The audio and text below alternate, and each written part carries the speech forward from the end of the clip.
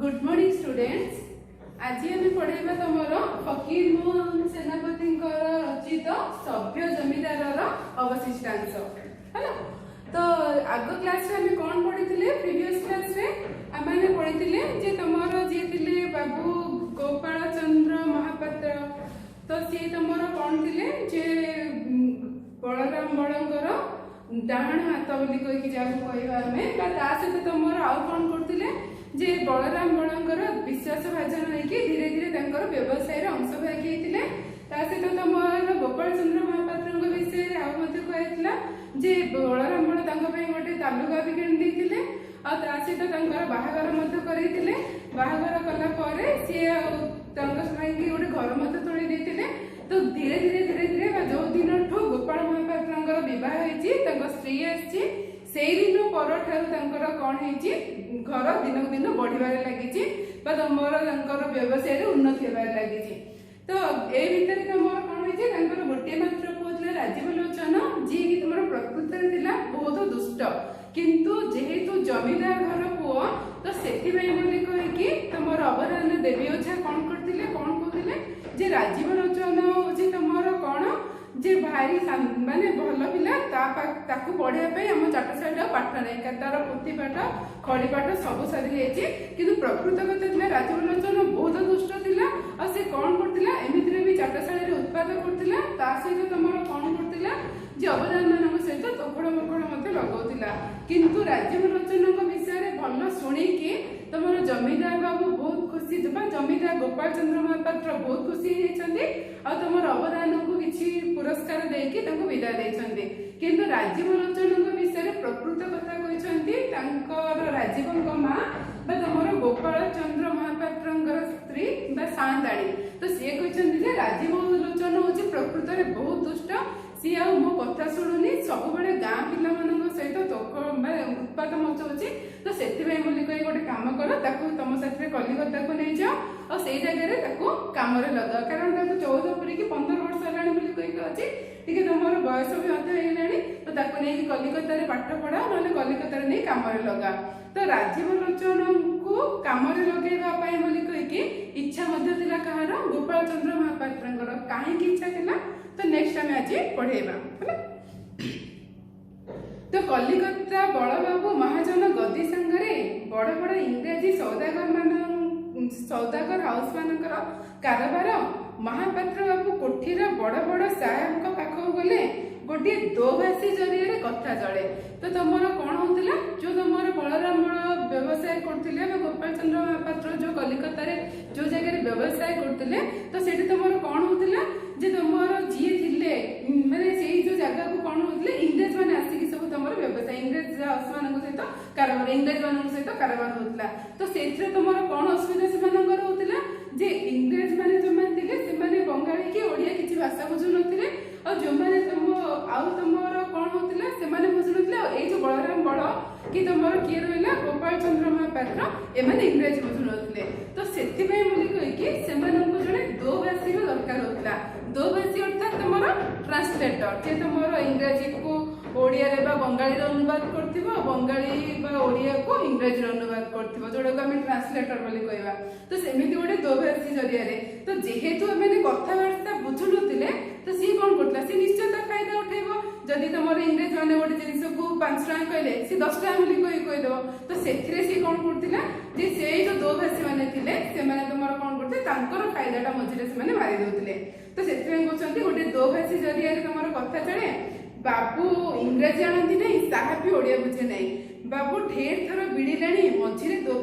दोभाषी खाबड़े मारिने। तो बाबू तुम गोपाल चंद्र महापात्र हो कि बलराम बड़ हो एम सब जाने बिड़े परखिले जे एमाने जो जेहेतु भाषा लांगुएज प्रोब्लेम से भाषा बुझी पारना से तुम कौन हो कौन कर जो दोभाषी थिला सी तार फायदा कमिशन से मार दौला। तो से कही निजर लोक जदि कही हम से किए ठकी पार। तो राजीव जब इंग्रेजी पाठ पढ़ी कम लगे कहीं ठकई पारे। तो से कहीकि गोपाल चंद्र महापात्र इच्छा थी जे राजीव लोचन कम लगू कम लगे फल तुम कौन हम किए व्यवसाय ठकी पारे कारण सी तो दोभाषी रोकते दोभाषी बदल तुम राजीव लोचन रही जहाँफल पैसा पाखे ही रहा। गदीर सरकार कलकत्ता एंड्रू एकाडेमी राजीव बाबू नाम लिखाई आसला। पढ़ा चली तो चली मासक थरे स्कूल दरमा किताबर दाम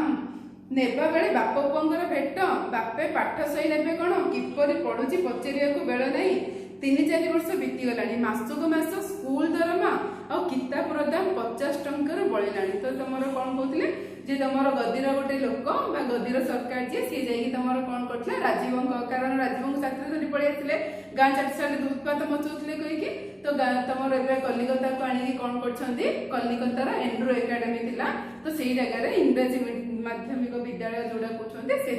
ना लिखाला। तो इच्छा था राजीव लोचन इंग्राजी अध्ययन करू और इंग्राजी अध्ययन करके व्यवसाय साहाय्य करू। तो से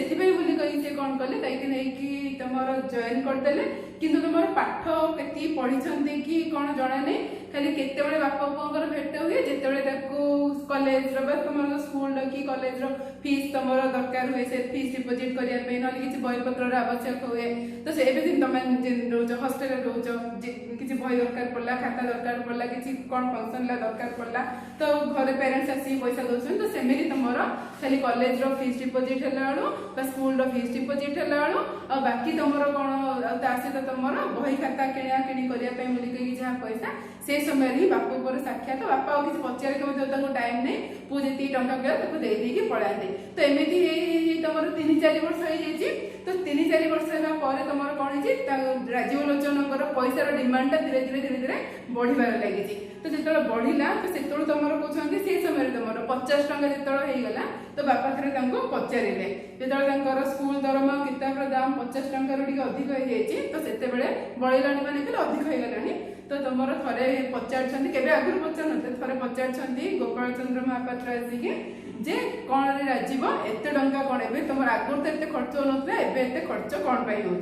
तो किरे राजीव एबे एत खर्च क्या राजीव बाबू जवाब देले बापा मु किलास ढेर ऊपर उठी गले से खर्च। तो तुम जेहेतु बापा किसी जानू न कारण पाठ विषय जना ना पढ़ी ना तो जना ना कि कहीकि राजीव दाम कौन कर ठकी कहते बापा मु बहुत क्लास ऊपर उठी गले तो से कहीकि अधिक खर्च हो। तो कहले जदि तू बेसी क्लास ऊपर उठी गले गोटे कम करे पाठ पढ़ना छाड़ दे आसी कम करे। तो कौन कहते देख तो बापा कहले तेबे आउ पढ़ ना आ कम लाग। राजीव बाबू कहले ना बापा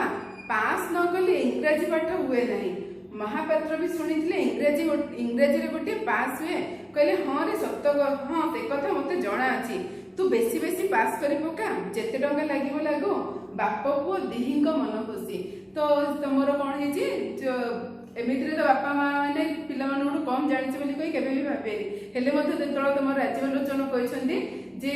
मु कौन कर काम लगे कहीं तुम गोटे पास गोटे माने कौन मुझे पास न करुच्ची किसी कम को हो पारनि से कहीकि मु पास कले ही जाइए तो मो सहित कम जोगदेवी। तो से तुम गोपाल चंद्र महापात्र शुणी हाँ इंग्राजी कौन गोटे पास अच्छी से पास ना पाठ कारण से तो पढ़ी ना सी जानी ना। तो से पास ना सी पाठ हेनी बोली कहीकि से कहते हाँ हाँ मत जना अच्छी इंग्राजी कौन गोटे पास अच्छी हो गोटे कम कर तू गोटे कम करे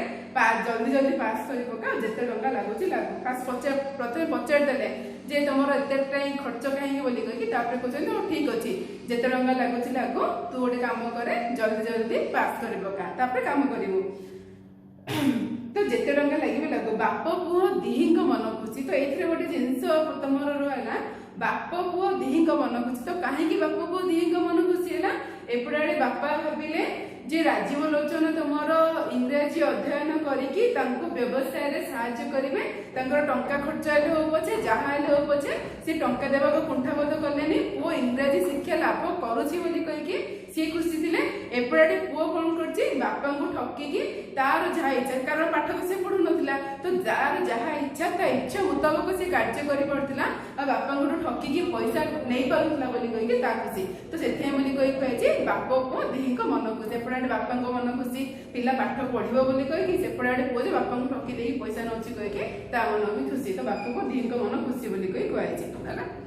तो 4-5 वर्ष मध्य बाबूंकर इंग्राजी पढ़ा केते दूर है से कथा जना नहीं। मात्र ढेर ढेर सभा समिति उपस्थिति थिएटर आ सुस्थान कुस्थान भ्रमण विषय बाबू पक्का हो गले। तो तुम कौन कहते जे तुम एत दिन पर्यंत तुम बाबू जो किए राजीव लोचन जो पाठ पढ़ुते तो पाठ पढ़ा के दूर गला जना ना कि कौन कर कलिकतार जिते सब स्थान मान सुस्थान कुस्थान कले जो स्थान को जीवा योग्य जो स्थान को जीवा योग्य नुहे तो सब स्थान में बुलबारे सब स्थान को जीवारे से पक्का हो गले। सब को स्थान को जीवार मैंने खाली जो मदिरा होती जो भी स्थान को जीवा को निश्चय से स्थान को भी सी जाए तुम कौन कर सब स्थान विषय सी ज्ञान हो गला कहुच्छी। तो स्वदेश उन्नति साधन निमंते केते जन बंधु मिली एकाबेले जोड़िए समिति स्थापन कले। मंगलवार दिन कुसंस्कार विमर्दिनी शनिवार नारी स्वाधीनता विवर्धनी सभार अधिवेशन हुए। तो तुम कौन कले आहरी कौन कर पाठ तो पढ़ुना कौन कर सी जमी कैटेगोरी थे जो पाठ साठ न पढ़ी तो सेमती केते गुड़े बंधु को मिसेकी सी कौन कर स्वदेशर उन्नति कहीकि 2टा सभार आयोजन कर। तो गोटे सभा तुम हूँ कुसंस्कार विमर्दिनी विमर्दिनी मान कहले तुम विनाश माने कुसंस्कार को विनाश कर जोटा है माने लोक मन में कुसंस्कार विनाश कर। आ गोटे हूँ नारी स्वाधीनता विवर्धनी कारण तुम जानी से समय तुम नारी मैंने एत तुम स्वाधीन नथिले नारी मैंने सब घर घर कोण रोते से शिक्षित नथिले तो से कहीकि कौन कर 2टा माने देशर उन्नति कहीकि भाई देशर उन्नति पथर बाधक होती 2टा जे लोक मन भितर कुसंस्कार और झील मान स्वाधीनता न देवा तो ये 2टा हूँ तुम देशर अवनतिर कारण। तो से कहीकि सी कहते एमाने सब बंधु मिसिकी 2टा सभा कले और से सभा माध्यम चाहिए देश को उन्नति कराइबा स्वदेशर उन्नति कहीकि तो से जो स्वदेशर उन्नति करने कहीकि मंगलवार और शनिवार तुम 2टा सभा करते गोटे हूँ कुसंस्कार विवर्धनी आ गोटे हूँ नारी स्वाधीनता विवर्धनी विवर्धनी माने बढ़ेगा नारी मान स्वाधीनता को बढ़ेगा। तो यहीपरि 2टा सभार आयोजन करके से विषय बसिकी भाषण दूसरे। तो 2 सभार संपादक निजे बाबू संपादक सेक्रेटरी है तो 2टा एक सभार आयोजन मुख्य होती प्रमुख होती तुम किए निजे बाबू माने राजीव लोचन। सभार समस्त व्यय वहन करने तो संपादक पक्ष उचित यहीटा है कलिकतार नियम। तुम गोटे जिन आगुरी कलिकतार दस्तूर कौन थी कलिकतार दस्तूर जे तुम प्रातः गंगा स्नान करके आसिकी देवादेवी दर्शन करके तुम गदी रे बसिकी हुक्का सेवन करवा कलिकतार सब गदीर दस्तूर माने प्रथा ये हूँ तुम नियम कलिकतार नियम। तो कलिकतार नियम कौन थी जे तुम जो सभार संपादक जी थे जी प्रमुख थे सी सभार समस्त व्यय माने खर्च को वहन करेंगे माने तुम सभा मीटिंग है गोटे इटिंग भी दरकार खाइबा पीवा तुम जहाँ भी जो जगह सभा हम से जहाँ भी खर्च हम तो सी समस्त खर्च तुम वहन करने कार्य थिला कहार संपादक। तो सभार समस्त व्यय वहन करवा तुम संपादक पक्ष संपादक कार्य बोली कहीकि कलिकतार नियम बोली कही कहुई। तो संपादक पक्ष उचित ये कलिकतार नियम सभारे ढेर ढेर वक्तृता हुए वक्तृता भाषण बेसी भाषण दिखते संपादक ढेर थर वक्तृता कले वक्तृतार जो दिन बेसी हाथ ताड़ी पड़े से दिन होटेल वालार बेस आय। तो जो दिन तुम सी जो वक्तृता करेंगे जो भाषण देवे जो दिन भाषण में बेसी ताली बाजिब ताहले तुम कौन हम से दिन होटेल वालार बेसी आय मैंने कहले कहीं कहुई तुम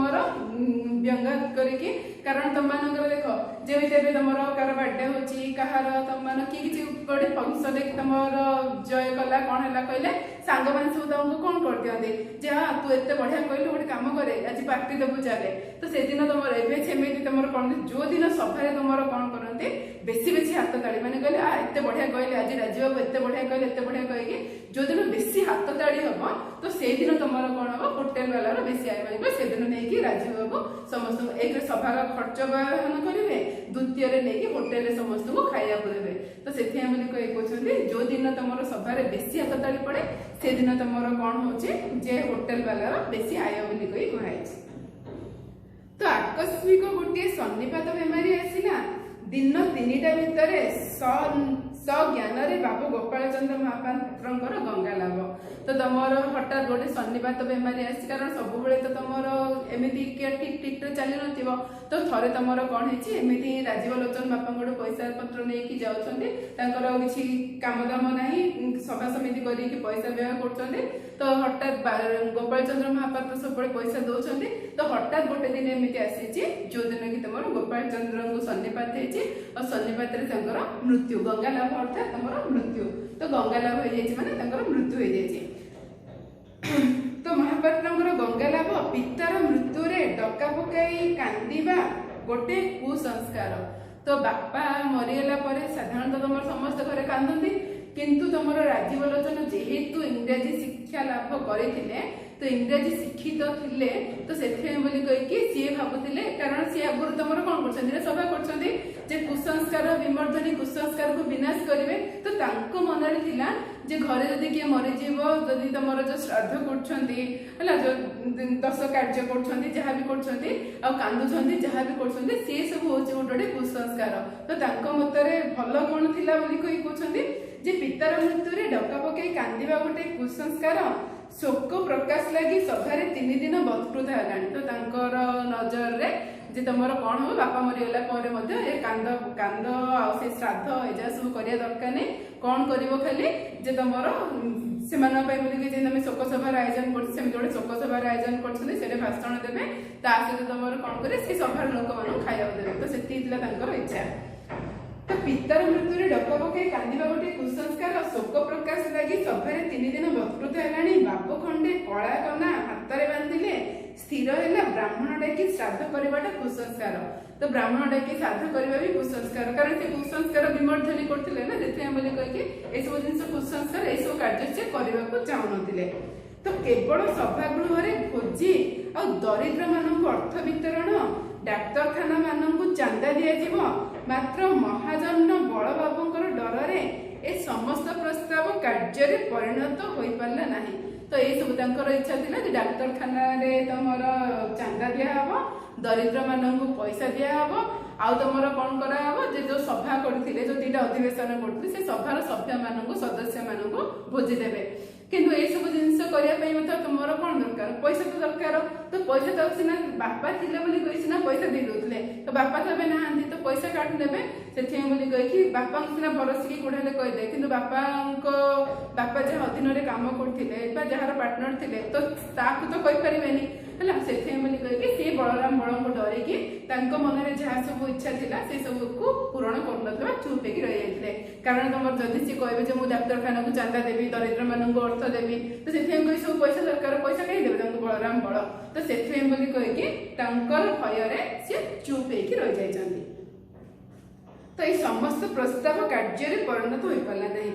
महाजन बड़ बाबू पिलाटी को जत्न पाखरे रखिले इच्छा पितृकार्य उत्तराधिकारी हो। तो तुम आउ कौन कहते बलराम बड़ थे सी तुम कौन करते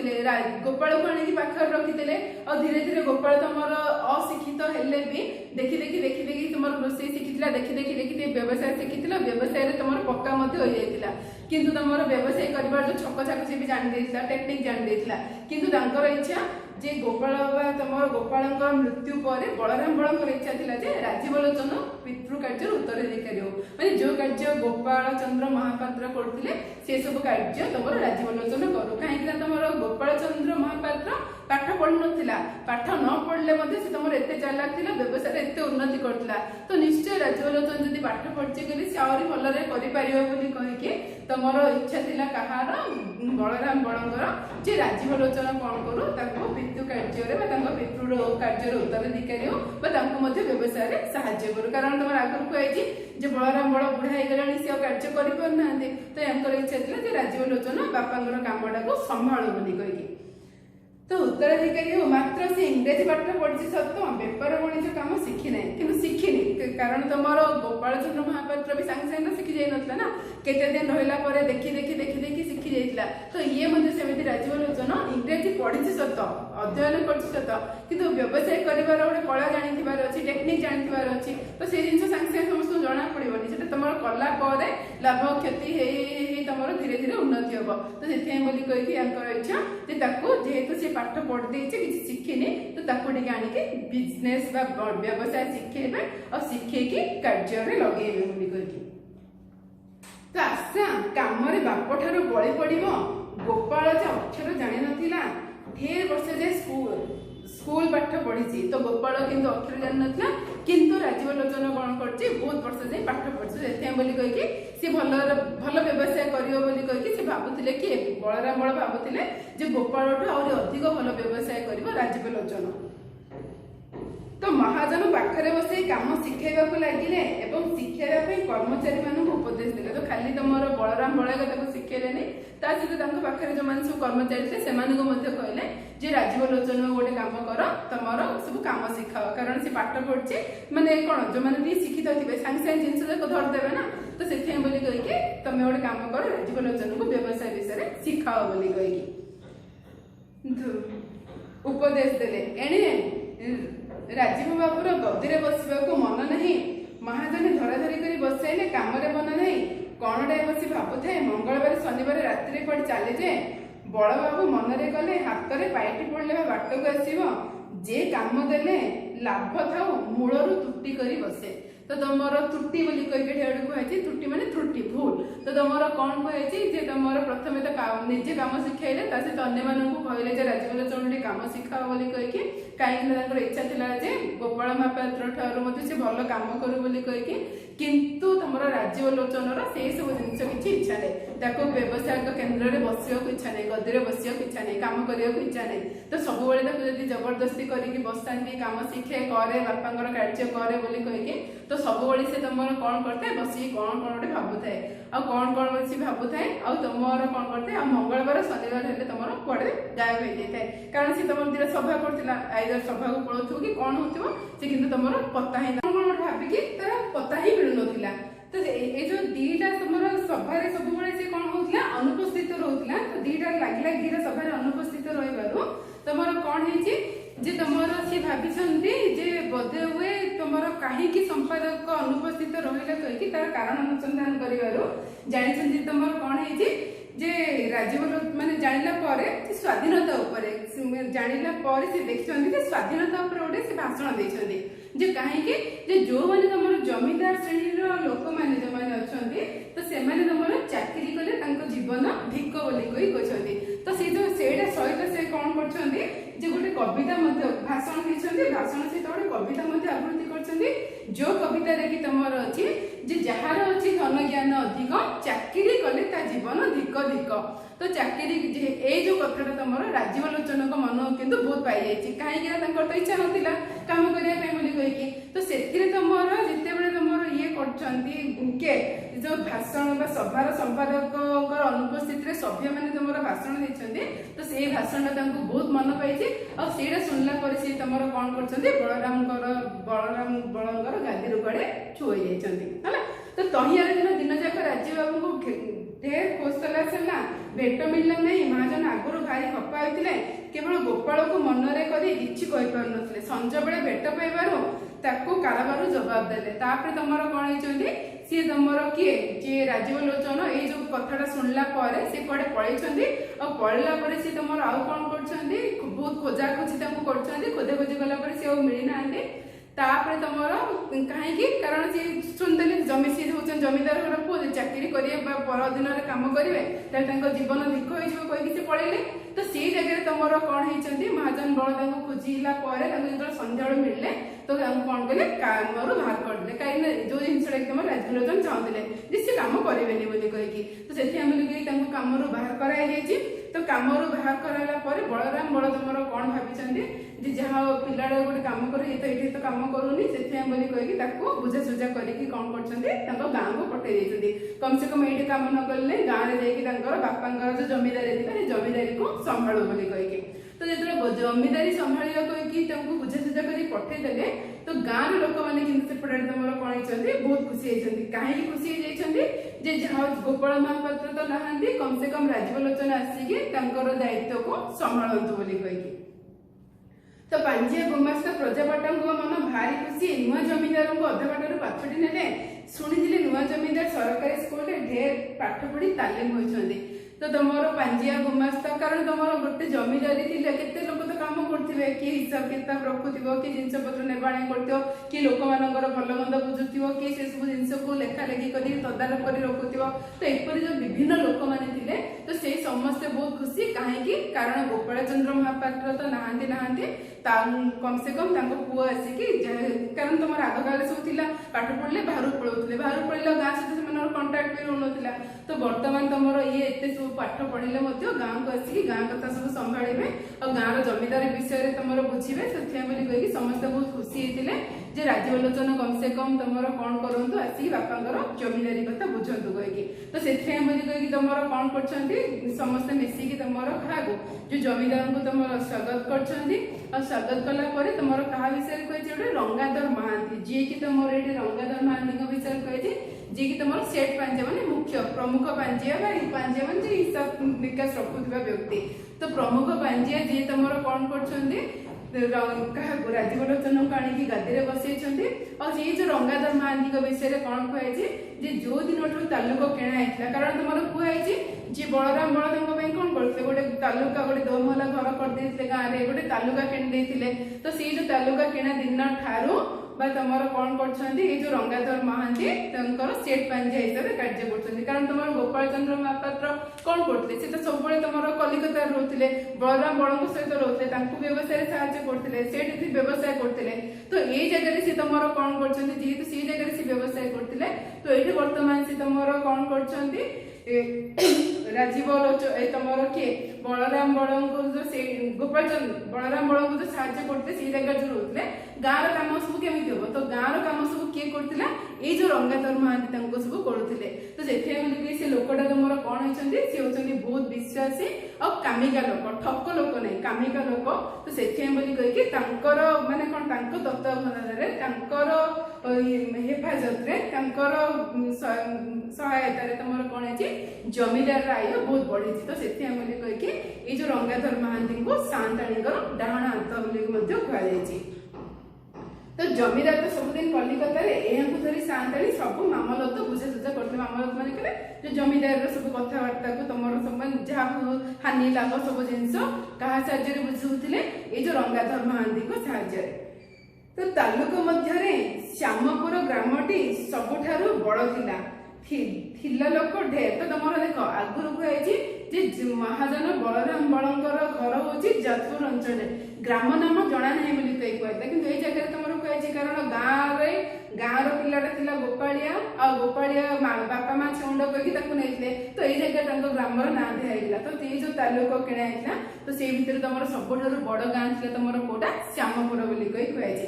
तो श्यामपुर ग्रामटी सबुठ बड़ थिला लोक ढेर गोपाल बाबू ग्राम ढेर लोक कलिकता नाना काम लगे रोजगार कराई बाबूंर साहाय्य जत्न ढेर पिला कटक शिक्षित हो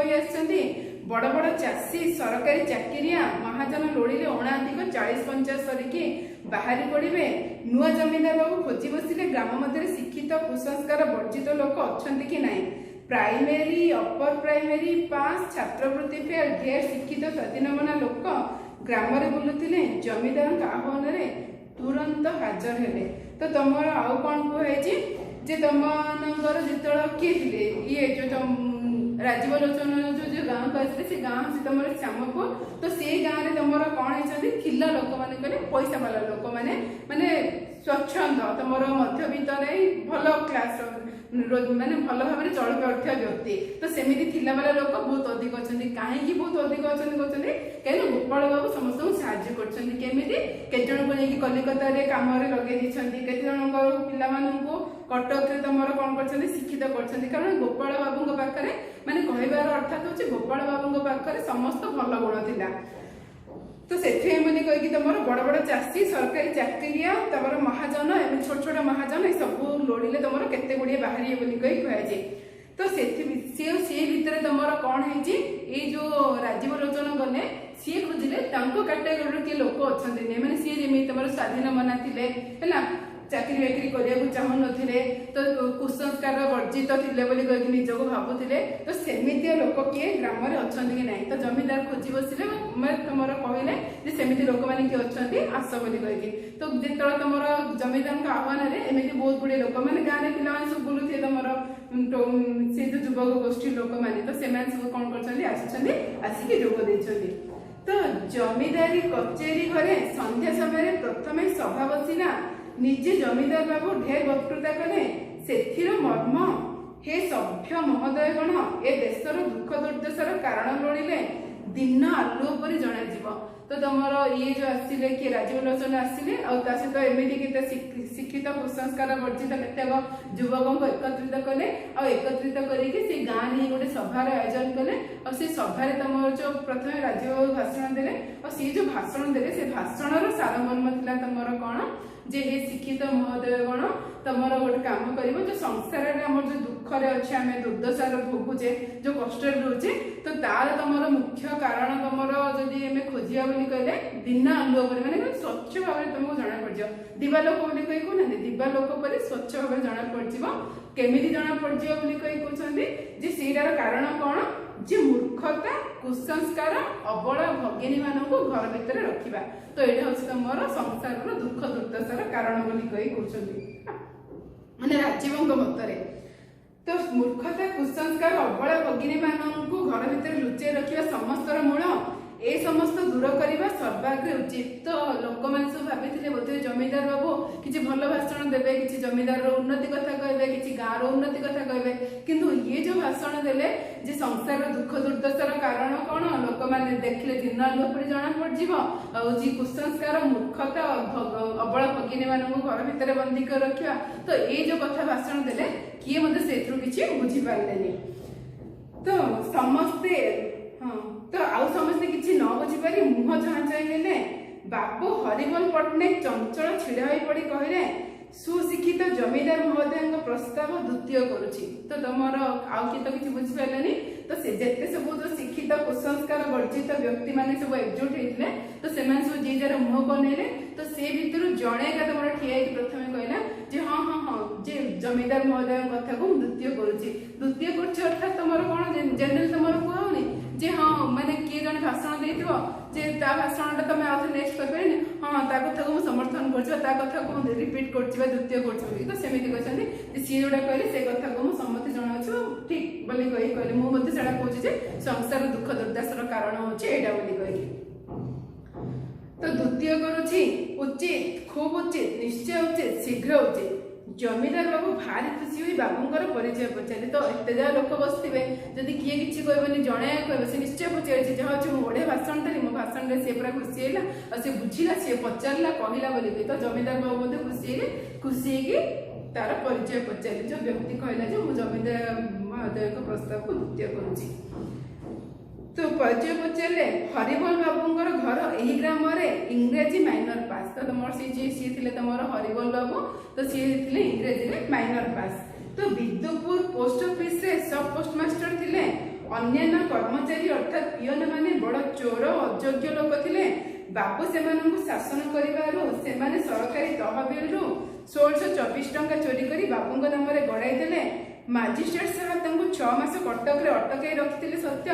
ମାତ୍ର ପଛନ୍ତେ ଅସଲ ହାର ଜାଣିପାରି ନିର୍ଦ୍ଦୋଷ ବୋଲି ଛାଡ଼ି ଦେଇଥିଲେ। ବାବୁ ବିରକ୍ତ ହୋଇ ପର ଅଧୀନରେ ଚାକିରି ଛାଡ଼ି ଦେଇଛନ୍ତି। ତ ସିଏ ଯିଏ କହିଲେ ମୁଁ ଦ୍ୱିତୀୟ କରୁଛି କହିକି ରାଜୀବ ଲୋଚନ ତାଙ୍କର ପରିଚୟ ପଚାରିଥିଲେ। ଯେତେବେଳେ ତାଙ୍କ ପରିଚୟ ପଚାରିଥିଲେ, ତାଙ୍କ ପରିଚୟରେ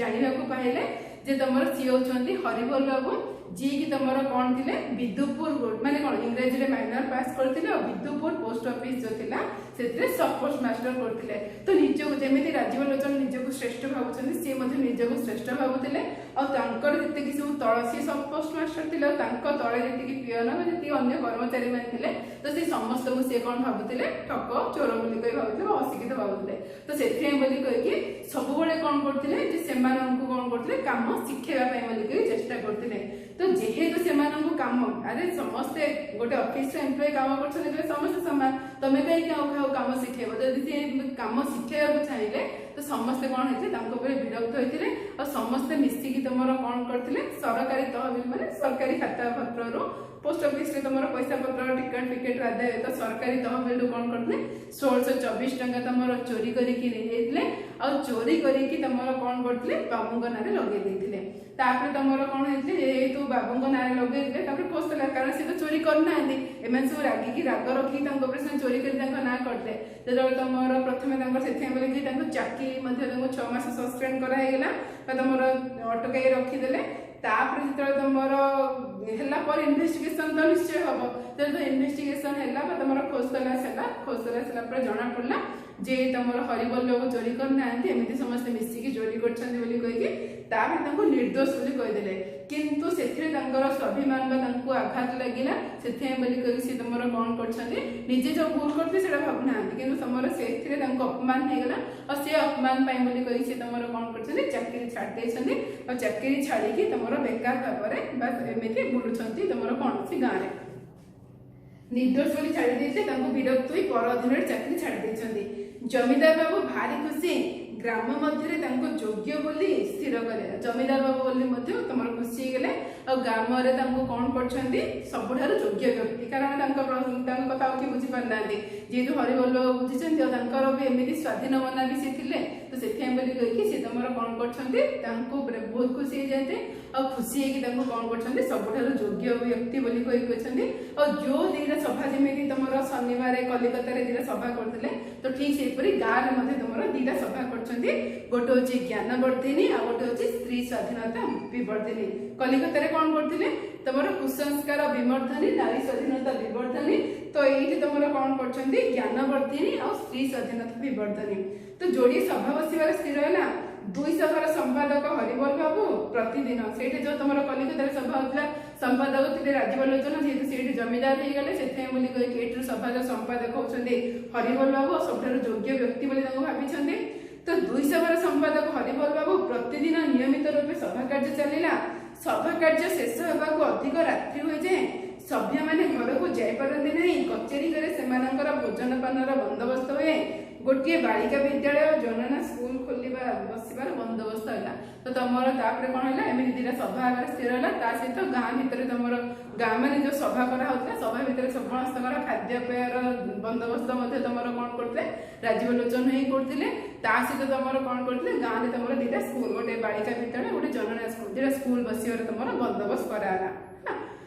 तो तुम रोज रोज टंका दाखल कर बुढ़ा पट्टनायक हैरान टिके विलंब बा मोड़ तोड़ हो गले भारी खपा टंका गुड़ाक कुआड़े जाए कि कारबार हुए एकदम इथ ना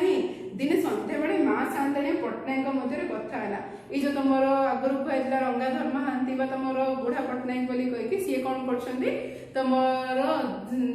हिसाब पत्र बुझुले तो सब तुम टंका पैठ कर सी मत विरक्त है कारण जेहेतु तुम सभा समिति करते लोक मान खाया पीवा दायित्व बुझुले तो एत मैंने डेली डेली ये सब कार्य कला पैसा कारण आय तो किसी ना तो जमीदारी कथा किसी बुझुना तो डेली डेली तुम से सब कम कर पैसा दे विरक्त हो गले और विरक्त होगी तुम कौन कर पैसा पत्र हिसाब पत्र भी किसी रोनी जे पैसा कड़े आसूँ कड़े जाऊँगी कौ दिगरे खर्च होची कौन हो हिसाब पत्र रोनी तो विरक्त होगी गोटे थर माँ को कहते माँ शांताणी को खा गोपाल स्त्री को राजीव माँ को कहते तुम सब बुड़ी बसला है सन्ध्या बेले माँ शांताणी पट्टनायक मध्य कथा है पट्टनायक आज्ञा सब बुड़ी बसला तो माँ शांताणी रहा निजे मूर्ख निजे किसी बुझीबार नहीं मुलकर चोर रुंड टिके धर्मभाव कला था यही घरे पुणी मद मांस राधेकृष्ण पट्टनायक तुम्हें अलग हो जाओ तो तुम कौन कर पट्टनायक को कहते जो पट्टनायक तुम सब पैसा पैसा पैठ कर से विरक्त होती तो मैंने जो बेसी अधिक होगा से माँ शांताणी कहते जे सब जाक तुम नष्ट हो गला कारण पैसा पत्र हिसाब पत्र भी किसी रोनी खाली सब खर्च पर खर्च कराऊँगी तापर तुम माँ शांताणी कहते जे कि कारण निजे तो मूर्ख बुझुनी जे पैसा कड़े आड़े जाऊँगी सी मूर्ख सहित तुम जिते सब सांगसाथी कर सब जाक चोर मैंने लुटिबा तुम उस्ताद तो से कौन कि तुम क्या पाखे भी टे धार्मिक भावना ना तो गोटे कम कर तुम कष्ट लगे गले तुम्हें गोटे कम कर सहित रुहनी तुम्हें ही अलग हो जाओ तो पट्टनायक निश्वास टे पकाइले पट्टनायक को किसी कहला नहीं राति सभार स्थिर हो गला बुढ़ाटा अयोग्य कुसंस्कारी सभार विघ्नकारी से बरखास्त तो पट्टनायक आ किसी कहे कारण पैसा देवाक से कुंठबोध करते कारण एमती जमीदारी पूरा तुम सब संपत्ति नष्ट हो पड़ो भी कष्ट लगुव तो देखिए कहीकि सी किसी कही ना सी अलग हवा कथा भी भावी ना तुम एमाने ही मीटिंग करदेले सी जो बुढ़ा पट्टनायक थे सी तुम कौन होती जे तुम जो पट्टनायक सी होती तुम अशिक्षित अयोग्य सी तुम कार्य करें बुढ़ाटा अयोग्य कुसंस्कारी सभार विघ्नकारी सभा कही पैसा दौन एपट सेपट होते तो सभार विघ्नकारी से बरखास्त बाहर कर दियो तो हरिबोल बाबू भारी योग्य लोक हरिबोल बाबू को योग्य लोक आगुरी कहते हरिबोल बाबू भारी योग्य लोक सभा और जमीदारी दुई कार्य तुलाई पारे एणिकी सुंदर कार्य चलला टंकार अभाव नहीं बाधा देवा कहीं नहीं अमला प्रधानमंत्री प्रति साफ हुकुम टंका दाखल प्रथम से ओड़े लगुला एणिकी साफ बुझीगले 10 खमार धान 6-7टा गोरु मईची पल्ल 5 बाटी हाथ चाष जेणिकी अणाइले टंका रोजगार दाऊ किए छाड़े तो तुम कौन कहते प्रथम से बुढ़ा को तुम पट्टनायक को बरखास्त करदे तो बरखास्त करदा सब दायित्व दिहला तुम हरिबोल पट्टनायक को तो हरिबोल पट्टनायक जेहेतु से योग्य विवेचित करते तो हरिबोल पट्टनायक सब कार्य कले तो तुम आउ कौन करते प्रथम तो जो अमला प्रधानमंत्री सब थे तो समस्त को कहले कारण पैसा तो सर सब पैसा खर्च करेंगे कड़े आसो तो समस्त को तुम केमी खर्च कर टंका पैठ कर तो से प्रथम तुम कौन करते असुविधा लगुला केमी पैसा करूँ देखिए जुआड़े अनेले सियाड़े पैसा मैंने पाखे एत संपत्ति था धान माने जो धान हो तुम जमी हो चाष जमी हो तो सबुआड़ तुम पैसा आदाय होता तो से कौन करते निजे तुम जमीदार को देवा सहित निजे किसी पैसा आत्मसात करते तो जुआड़े अनेले सियाड़े पैसा से रोजगार हो जाता तो ये रोजगार मध्यम को किए छाड़े बोली कहुए तो आज आम ये पढ़े नेक्स्ट क्लास तुम जी रहा तुम कौन हो तार परवर्ती अवस्था राजीव लोचन तो नेक्स्ट क्लास पढ़ेगा थैंक यू।